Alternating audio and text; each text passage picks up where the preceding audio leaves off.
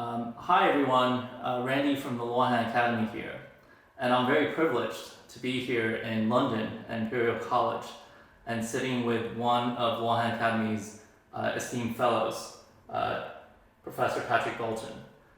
So Professor Bolton is a Professor Emeritus of Finance and Economics at Columbia University and currently a Professor here at Imperial College. Professor Bolton, do you care to introduce yourself and your work? I'm a professor of finance. My research has been mostly in finance, and recently my research has focused on climate change related issues, especially as they bear on the financial market implications, financial regulation.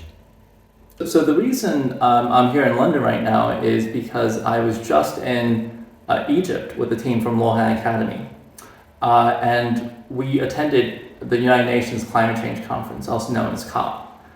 And at the conference, we were very privileged as Luohan Academy to present a paper, a research report that our staff and Professor Bolton, you had worked on. And this was our Digital Circular Economy for Net Zero report. And this was something that we had for the audience in COP. And you helped us present the paper. So I was wondering if you could at least give our audience an overview of your work on the paper and the importance of the report. I'm very happy to do so. I have to say that it's been a privilege for me and one of the best experiences I've had in my research career to collaborate in writing this report. So the title of the report is Digital Circular Economy. And my sense is that when you hear that title, you will find this is something new, and this is something you have not heard of before. And that was the intent of the report, to lay out a very important new direction for the digital economy as it relates to sustainability issues and climate change. Before I say what the report does in a few words, I want to frame where you want to place it in the broader world of how we are now dealing with climate change in all different parts of the world, in different sectors of the economy. So climate change has been, for a long time, seen to be the remit of governments. Since Paris, it's become increasingly accepted that it's also the remit of business and finance. Yet, what has not been emphasized enough is that climate change is also the remit of consumers. And if you look around in different countries, you ask public opinion, you find that in many countries there's a majority of people who want to do something about their consumption to make it more sustainable. But often they can't do much because they're not empowered to deal with the climate change implications of their consumption habits. And so the report is really tackling this broad question. How can digital technology empower individual consumers to modify or take account of climate change in their consumption habits? And it's a very powerful report because once you focus on digital technology and already what we know about how individual consumers have engaged with online commerce, you understand this is a critical element in helping consumers address sustainability issues relating to their consumption. And so the report gives very detailed information on where the digital technology has already had a very beneficial impact in reducing climate change effects. Let me just mention one, very important, cloud computing. Another one which will be very obvious to everyone is what we have just been through, still going through in some parts of the world, with the lockdowns that have been required to fight the COVID pandemic. The lockdown remarkably has resulted in a major reduction in carbon emissions of the order of 7% in 2020, yet much smaller impact on economic activity. And why has that been possible? Thanks to digital technology, Zoom technology that we all use, all the things that we are able to do through digital technology that get around some of the constraints from lockdowns. And that's a sea change. That's a way forward, so you can immediately see the impact of digital technology on sustainable consumption. That's what the report covers. It gives very interesting examples. Alibaba has been a pioneer here. Things like initiatives like Ant Forest and others that are now helping increasingly consumers, giving them the tools to modify their consumption behavior to account of the climate impact. Great. So you mentioned in introducing the report that historically we focus more on what I would call maybe the upstream side of the economy, the production and the energy side. And clearly, and this came through at COP as well, those are very, very, that is critical to the transition. This report, as you said, touches on the consumption side. As someone who has worked on this report, but also worked on the upstream side, I know it's hard to necessarily have a clean separation between the two, but how important do you think the consumption side is? The consumption side is as important as the production side. Any economic transaction has production and consumption. And you don't have production without consumption. So if you modify consumption, you will modify production. This is absolutely fundamental. And for too long, we've had a focus just on production.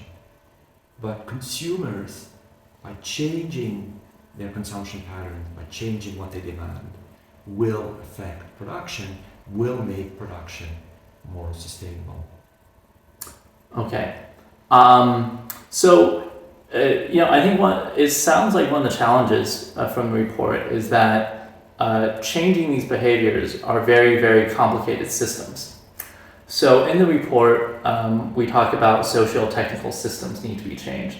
So maybe I'll just start with the first question on this, which is how, there is a concept called rebound effect. There are other substitution effects that come in. And in the report, we cover cases. For example, some studies have shown that in cities in the US, ride sharing hasn't really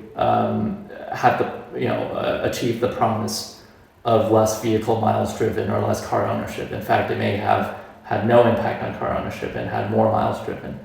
So, this is kind of a very important question, which is how do we ensure that we, implement these systems and change these systems so that we actually do have a net positive impact? Yes, that's a fundamental question, and it shapes the whole report, how we analyze the framing and the potential of a digital circular economy. The rebound effects are central here, and the example you gave of ride-sharing applications, that's a form of digital technology shaping consumption. they haven't delivered, in many cases, they have not delivered the promise in terms of making it possible to have more sustainable consumption habits. So ideally, what you're looking for in a new technology such as ride sharing is that it makes it possible for fewer cars on the road and more sharing of the cars that are already on the road. And that's how you save a lot of energy and how you make transport more sustainable. As you pointed out, that promise hasn't been delivered so far. And this is why this concept of socio-technical system, socio-technical analysis is so important. So it's a fancy word for a simple idea. The idea is that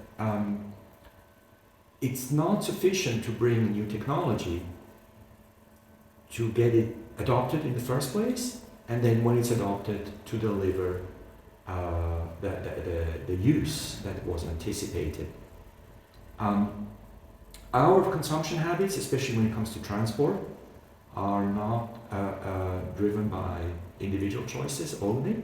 They're driven by the societies we live in, the cities we live in, the other options that are available to us. Often we don't have adequate mass transit options. In other cases we may have public transport available, but it's not well integrated.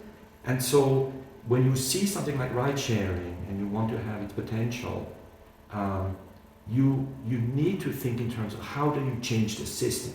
How do you change consumption habits? How do you change the social organization? How does society accept the new technology and use it to create new habits?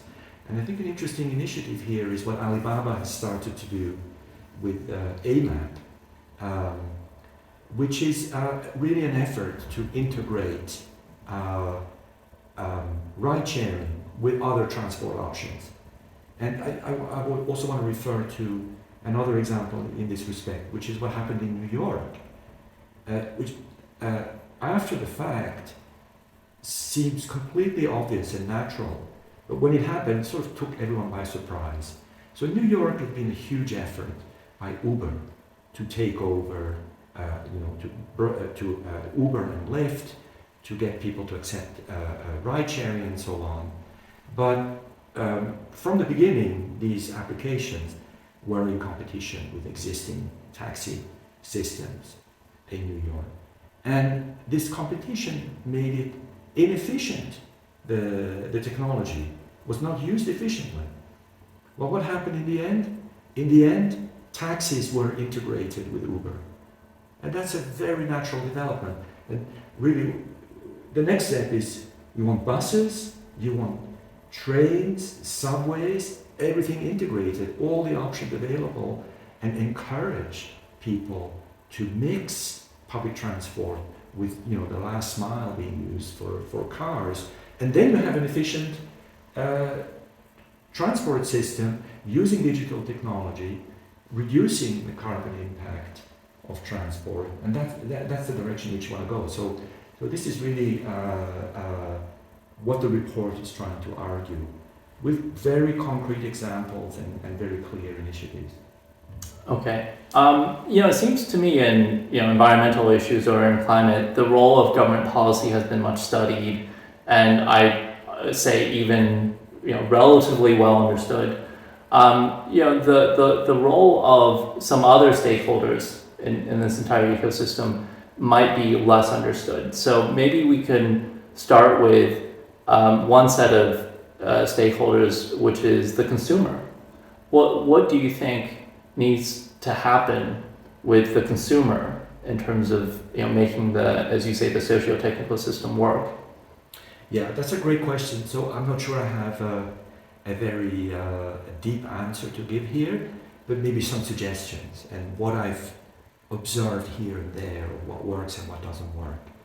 And maybe my main insight here is to say, when you want to empower consumers, don't think of consumers as individuals and individual decision making. Think of consumers as part of society, part of communities, and therefore think of empowering consumers as empowering local communities. And through local government initiatives, communities, together with business, using digital technology, that you can make a big difference. And in the report, we describe a very interesting experiment that was done in Finland, where a municipality has introduced a system that allows the municipality to track avoided carbon emissions from changed consumption habits by its residents, and use that measurement to reward consumers and to change consumption habits. This is where I see the potential. It's at the local community level that you're bringing together how society adopts and adapts to new technology. Okay. So it does seem like, there has been differences of opinion among scholars and how useful potentially, personal behavior changes will be in this energy transition, climate transition. You seem to at least be very, you seem to be sympathetic to the view that, individual behavior does actually matter. I am, and what is important to see here is that public opinion tells you individuals want to do something. Very many countries, you hear things like, we are wasting food, we're wasting consumption goods that we no longer need. We would like to have a better behavior in terms of recycling and so on. And you hear this again and again. We would like to do more, but we don't know how. And yes, that's right. But digital technology gives you the how, empowers consumers. And why give that up? Why not empower consumers when they really want to make a change? Okay. So what do you think, moving on to another set of players, moving on to another set of actors, what do you think of the role of business in this structure is? Yes, so business will have to, especially on the retail side, will have to coordinate with consumers.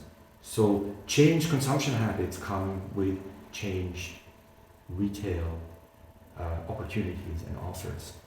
And so that goes hand in hand. Of course, businesses, especially on the retail side, will have to engage with local communities, will have to engage more with and offer more options to consumers in terms of what they can do to reduce their climate impact. And we're going to see competition along those dimensions. Once the technology empowers the change, you're going to see competition emerging.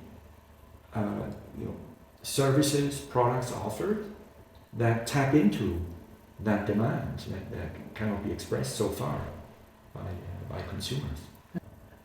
So the report goes through several case studies, and I want to know whether you think a pattern has emerged in terms of what are the successful cases, and in those successful cases, how the various actors and players and stakeholders in this complex system interacted to make them successful.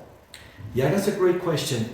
The case studies are analyzed through the lens of socio-technical analysis, and the different technologies that have been developed, that have emerged, are assessed in terms of the stages they've reached in their development, their adoption, and in changing behavior, and how well they have been uh, accepted by society.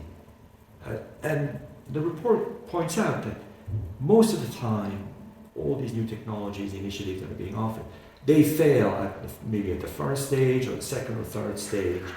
Only a few have made it to the last stage, and they become integral to how people use them in their everyday life. And we give a few examples of technologies that have reached the final stage, are now perfectly accepted and used widely through the digital technology developed by Alibaba. I have one obvious example in mind, which is Ant Forest, which is now everybody knows Ant Forest, everybody uses it. It's become embedded in everyday habit, and that's what you'd like to see for many more initiatives and applications. I think this is just the beginning. We're going to see many more such initiatives develop. Yeah, we certainly hope so. I think what was behind, as covered in the report, was behind some of the successes of some products, for example, like Ant Forest, is that they had system design, they had mechanisms design, they had, they're easy for consumers to use and understand. And that's something I think at COP as well, there was some talk about this, which is, climate experts and ecologists can talk about the details of how to do things, but for mass adoption, it helps that something is very easy to use, that many people are using it, that you reach a certain scale. So it seems like that's one common thread in the successful cases, that they are easily adopted so that they can be widely used. That's exactly right. So easy adoption requires simplicity. It requires sort of a game, a fun aspect to it. That's also very important. I think that's something that Alibaba has very well understood. And very broadly, once you have the measurement of how different consumption habits change the climate impact, how consumers can reduce their carbon impact from their consumption. Once you can measure that, you can reward it. And the rewarding side can go extremely far. It can be the vendors, the platform providing rewards. Think of airlines with frequent flyer miles and so on. They could provide rewards in the other direction for miles not traveled and carbon saved. But the point is, you can provide rewards, incentivize, and you can go as far as giving tax deduction incentives, where you, at the end of the year, when you have to fill in your taxes, you can say, I have reduced my carbon footprint by X this year, and that goes against my what I owe in taxes, and I get a reduction. Imagine if you get there, you can see a lot of people will be incentivized to reduce their carbon footprint. Yeah. So I think one area where there's very little controversy is that we do need to do a lot more research. We just need a lot more knowledge into how these systems work, how these technologies are actually being adopted. So as someone who's done research yourself as well as coordinated a lot of research, what do you think are the areas of that scholars need to focus on, that analysts need to focus on? So I can share what I've learned from my collaboration with Luohan Academy, and in particular with my collaboration in writing this report. I'm an academic. I'm most of my days in an ivory tower. I'm far away from the everyday life, what's going on out there. I don't have the information that I really need to frame my research questions correctly. And when I say myself, I'm representative of most academics, most economists, most finance scholars. And so I would say that the interaction with businesses, with the actors in practice, the information that they have, learning from that through initiatives like Luohan, that's absolutely critical. And I think that's where the good research questions are going to emerge. And that's when you see, oh, we don't know this answer, let's focus on that. Something here is not working, why isn't it working, and so on. That's how research will progress. But the idea behind the Luohan Academy, that by bringing together academics with practitioners, with the people who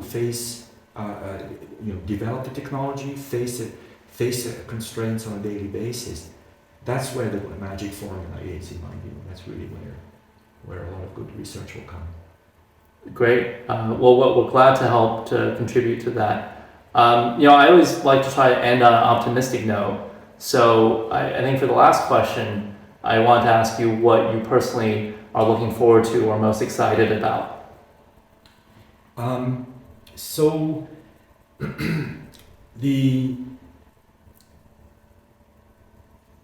major issue I'm worried about, and that shapes most of my research today, is climate change and how fast the climate is changing and how urgent the situation becomes. And so much so that it almost shapes everything we do in terms of research, in terms of our actions. And what excites me the most, given that challenge, is that I see the young generations completely aligned with seeking to address climate change and mitigate climate change. They are seeing their future, their lives, their professions through that lens. They want to learn, be engaged. I see that through my students.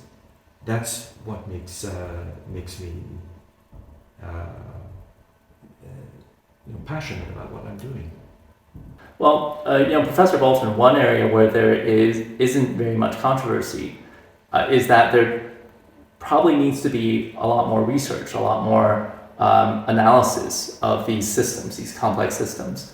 So I want to ask you where you think the gaps are currently and where the focus of research should be. Yeah. So the gap is between what researchers know on the one hand and don't know, and what's going on the ground, how the digital economy is already reshaping everything around the world. The research questions will have to be informed by what's happening, how things are changing, and so it's critical to have that interaction between the practice and the scholarship. And the Luohan Academy, I think, plays a critical role here. I'm not saying this in the abstract. I think this is very concrete. I was struck by the difference in content in two reports. An earlier report that was written in 2020 on the circular economy and how digital technology might play a role. This is a European report. I think it's the Center for European Policy. And the Luohan report, Digital Circular Economy. If you contrast those two reports, it's the difference is that the insights, the ideas in the first report are there, they're interesting, but they are not fleshed out. They have no content to build on. And when you look at the Luohan Academy report, there's so much content that gives you a better sense of what the ideas are, what the directions are, what one is trying to study, what the problems are, what the potential solutions are. So that's basically where I stand on this